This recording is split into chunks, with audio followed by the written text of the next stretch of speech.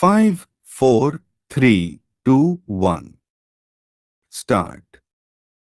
It also gives me great pleasure that on the occasion of this conference, we have, among us, the Director General of UNESCO and the Chairman and a member of the Executive Board. Their participation will enable them to appreciate the problems and aspirations of a region where more than half of mankind lives. It will also give the new Director General a deeper insight into the tasks which await the organization in this part of the world. The proposal to set up national commissions in member states is to be commended for many reasons. This has resulted in the establishment of a permanent agency for the working out of UNESCO's ideas at many levels. While the membership of UNESCO is confined only to states, it is obvious that its work must be carried out among the people.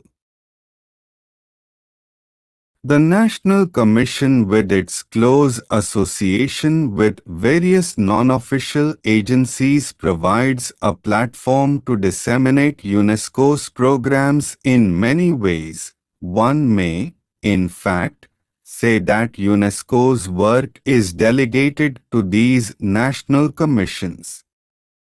To my mind, the main purpose of setting up the national commissions was, on the one hand, to make UNESCO conscious of the people's needs, and, on the other, to make the people conscious of UNESCO's functions and purposes. The national commissions are therefore the proper agencies to spread UNESCO's ideas and objectives among the people. One may, in fact, go so far as to say that UNESCO is active only if the national commissions are active. Similarly, the national commissions can function properly only if UNESCO is active. If we keep this test before us,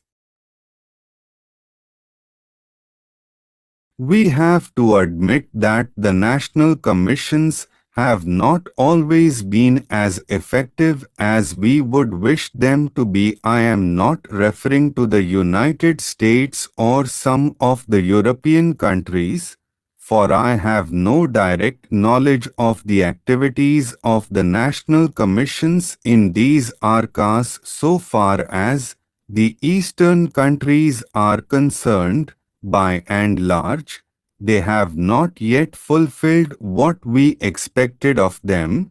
The commissions have been set up, offices opened and staff employed, but they have not yet made their influence felt in their own countries, nor have they reflected adequately their points of view in framing UNESCO's general program. This is the feeling I have in respect of the Indian National Commission, though our foreign friends may think otherwise.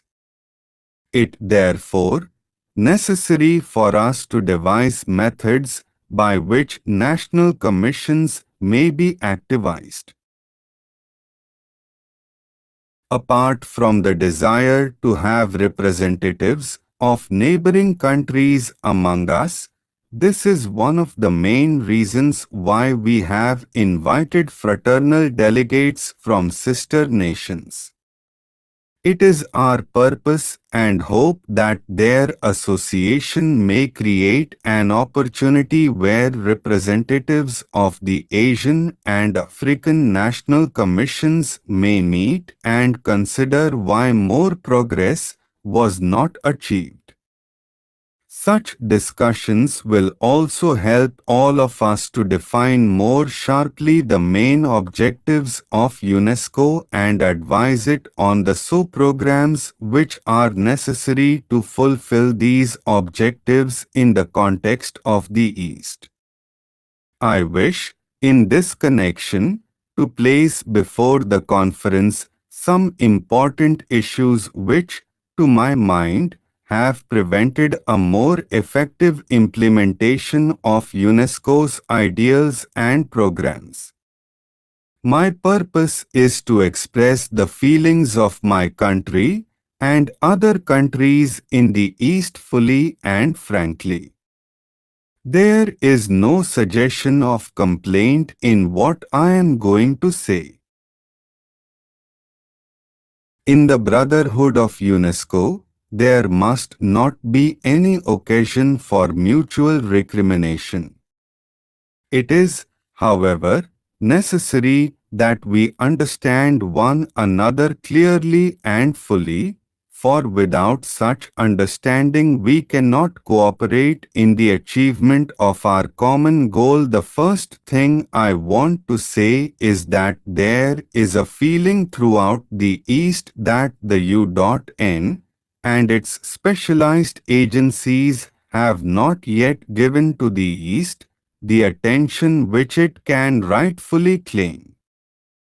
The Eastern nations feel that while in theory they are recognized as equal partners in the United Nations, the practice does not always conform to the theory. They feel that the central offices of the UN and allied agencies do not fully understand their problems and needs. So long as there is this feeling, it will be difficult to create wholehearted enthusiasm for the UN and UNESCO in these regions. One of the reasons for such a feeling in the East is its recollections of the attitude which developed in the West in the 18th century. Two things happened simultaneously in that period. On the one hand, the Eastern countries reached the lowest depths of depression and, on the other, a new impulse to progress and advancement swept throughout Europe and America. The inevitable result of these developments was that the Western nations divided the world into two categories. There was, on one side, the free and superior world of the Western peoples and, on the other, the world of inferior and subject nations in Asia and Africa of the world.